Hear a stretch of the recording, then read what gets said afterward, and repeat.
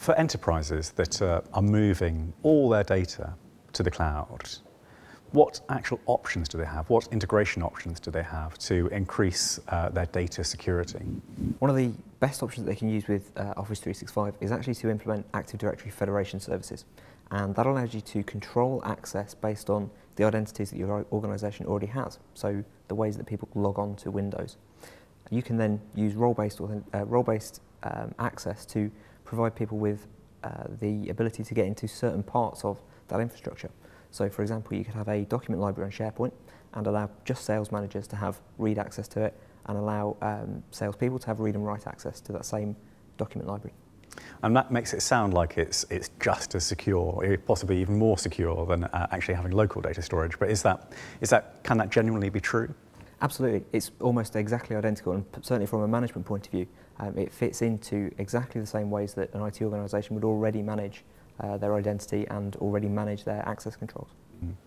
And talking about controls, Connor, as the CEO of a Microsoft Gold partner, I'm sure you get this question quite a lot, but how does an enterprise actually retain control of the data? They retain control of the data because they have total access to it, just like they would have as if it was sitting locally. So they retain control in that respect. And because it's integrated to AD, the security system they already use, they can use the same groups, policies that they already apply internally.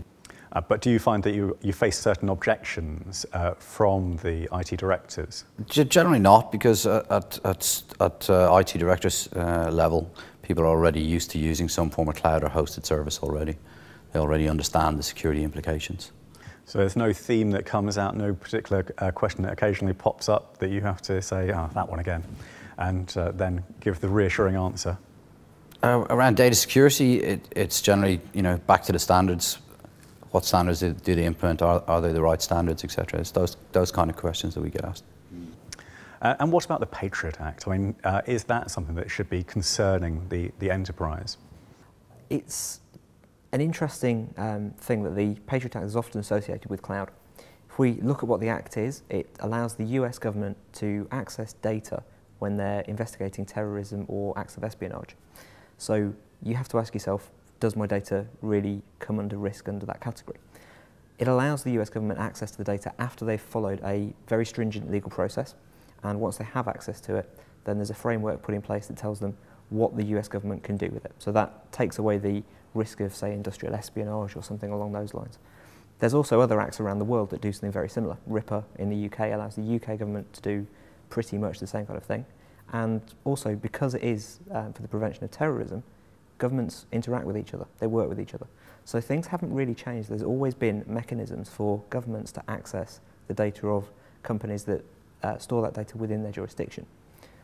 So I guess overall, it's not something that I think that most people need to be too concerned with. They need to be much more concerned about looking at their data, understanding their data, and make sure that they're doing the right thing with that data for their customers.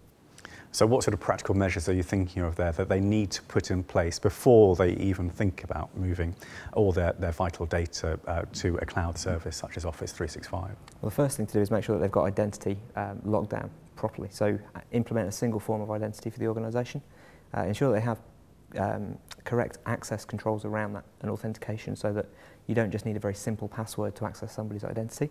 And then thirdly, make sure that the data actually has access controls placed around it, so that only specific individuals, potentially even from specific locations and specific devices, can access that data. So could I, as a business owner, could I actually set that up locally beforehand? So my concern with that would be I would move to a cloud-based service. Suddenly, for the period of the time it takes me to actually lock it all down, it'll be open and visible to everybody on the web. I take it I could sort that out locally, either on my local Exchange server or my local setup, and then migrate it.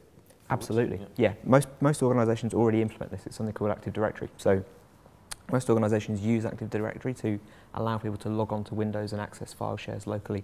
That is just extended into Office 365. Pretty much, yeah.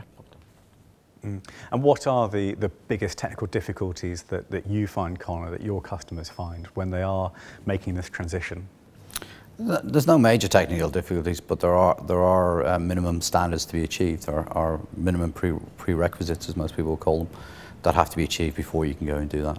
So you need to understand them, and you also need to understand that it's now a service and not something you're running locally.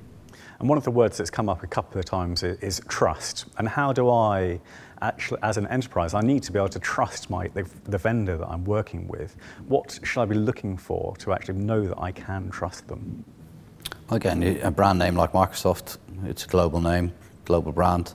Those kind of organizations have to invest a lot of time and a lot of money in building that trust, and they can't afford to lose it easily.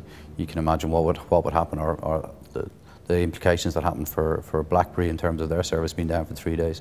Can people trust them? But most people's data is already in the cloud, in some, especially email, is in some shape or form.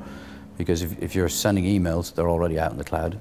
If you're sending them externally, if you're using BlackBerry, then it's already out there in BlackBerry's NOS. So this data is already out there, so people are already trusting it. So the final word to you, Simon, what would you say, what's your final piece of advice to someone, to an enterprise IT director, let's say, who is concerned about security? Look at the suppliers that you're thinking of for the tender, then look at their characteristics around how they run their practices, how they look after their data centers. And thirdly, do the same due diligence that you would with any partner or supplier. Okay, Simon, everyone, thank you very much.